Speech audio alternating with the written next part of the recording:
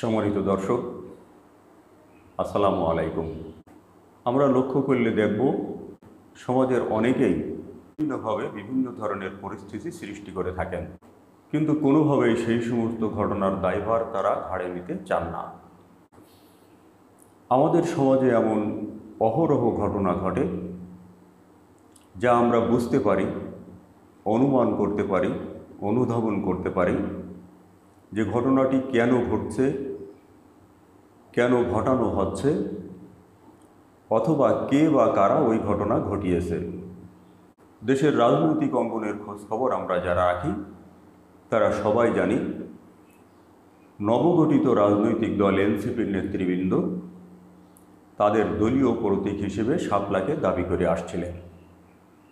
শাপলা প্রতীকের ব্যাপারে তারা এতটাই অনড় ছিলেন যে এনসিপি নেতৃবৃন্দ বলেছিলেন তারা যদি নির্বাচন করেন তাহলে তাদের প্রতীক হবে শাপলা এবং শাপলা প্রতীক নিয়েই তারা নির্বাচনী যুদ্ধে অবতীর্ণ হবেন। শাপলা প্রতীকের বাইরে অন্য কোনো প্রতীক তারা গ্রহণ করবেন না এবং তাদের এই বক্তব্যে কোনো জড়তা ছিল না। তারা খুব স্পষ্ট ভাষায় তাদের দাবির কথা বলে আসছিলেন। এর বিপরীতে নির্বাচন কমিশনও বলিষ্ঠভাবে বলে আসছিল যে তাদের তালিকায় যেহেতু শাপলা নেই, স্বাভাবিকভাবে কোনো দলকে শাপলা প্রতীক দেওয়া সম্ভব নয়। এর প্রতিবাদে এনসিপি নেতৃবৃন্দ বারবার হুঁশিয়ারি উচ্চারণ করছিলেন যে শাপলা প্রতীক যদি তাদের অনুকূলে বরাদ্দ দেয়া না হয় তাহলে তারা এর বিরুদ্ধে আন্দোলনেও মাঠে নামতে বাধ্য হবেন। ঠিক এরকম একটি পরিস্থিতিতে বৃহস্পতিবার দেখা গেল নির্বাচন কমিশন শাপলা নয়, শাপলা কলিকে নির্বাচনী প্রতীক হিসেবে তালিকাভুক্ত করে একটি গেজেট প্রকাশ করেছে। তো স্বাভাবিকভাবেই সাংবাদিকরা ছাড়াও বিভিন্ন মহল থেকে প্রশ্ন উঠতে শুরু করলো, তাহলে কি এনসিপির চাপের কাছে নথি স্বীকার করে নির্বাচন কমিশন শাপলা কলিকে নির্বাচনী প্রতীক হিসেবে তালিকাভুক্ত করল? এর জবাবে নির্বাচন কমিশনের কর্মকর্তারা যে বক্তব্য দিয়েছেন সেটি হচ্ছে না। তাদের কাছে মনে হয়েছে শাপলা কলিকে নির্বাচনী প্রতীক হিসেবে তালিকাভুক্ত করা প্রয়োজন, সেজন্যই তারা এই প্রতীকটিকে তালিকাভুক্ত করেছেন। এখন শাপলা কলিকে নির্বাচনী প্রতীক হিসেবে তালিকাভুক্ত করে গেজেট প্রকাশের পর নির্বাচন কমিশনের সিনিয়র সচিবকে সাংবাদিকরা প্রশ্ন করেন যে এনসিপির চাপের কারণেই তারা শাপলা কলিকে নির্বাচনী প্রতীক হিসেবে তালিকাভুক্ত করলেন কিনা। জবাবে নির্বাচন কমিশনের সিনিয়র সচিব বলেন বিষয়টি মোটেই সেরকম নয়। তাদের কাছে মনে হয়েছে শাপলা কলিকে নির্বাচনী প্রতীক হিসেবে যুক্ত করা যুক্তিযুক্ত, সেজন্যই তারা এই কাজটি করেছেন। এখন নির্বাচন কমিশনের ওই কর্মকর্তা যে বক্তব্যই দেন না কেন, আপনি মানুষের মুখ তো বন্ধ করতে পারবেন না। শাপলা কলিকে কেন নির্বাচন কমিশন প্রতীক হিসেবে তালিকাভুক্ত করল সে বিষয়টি বোঝার জন্য খুব বেশি কি বুদ্ধিমান হওয়ার প্রয়োজন আছে? বরং নির্বাচন কমিশন যখনই শাপলা কলিকে তাদের প্রতীক হিসেবে তালিকাভুক্ত করে গেজেটভুক্ত করেছে, তারপর থেকেই বিভিন্ন মহলে যে বিষয়টি আলোচিত হচ্ছে সেটি হলো ঠেলার নাম বাবাজি।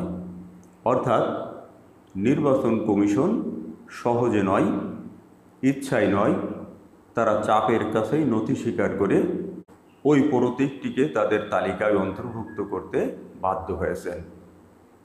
এ ব্যাপারে যখন ইসি কর্মকর্তারা প্রশ্নের মুখে পড়ছেন তখন তারা যে বক্তব্য দিচ্ছেন সেটিকেই সাধারণ মানুষ শাক দিয়ে মাছ ঢাকা হিসেবে মূল্যায়ন করছেন।